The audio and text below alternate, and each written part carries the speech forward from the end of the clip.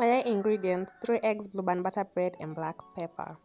So take your 3 eggs, knock them out, 2, 3, add salt, whisk, whisk, whisk, whisk, whisk, whisk, whisk, whisk, whisk, whisk, whisk. Okay, then take your bread, deep rotate out, deep rotate out, deep rotate out, deep rotate out, deep rotate out. Then that's how they look. Put on your fire, butter your pan with blue band or whatever.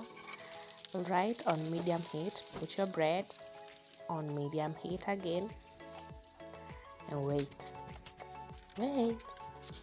Okay, now keep turning your bread, keep turn them. I like mine burnt like that. So there goes our toast Mayai. Then I'm going to have it with coffee because why not, and enjoy. And bye. Toodles.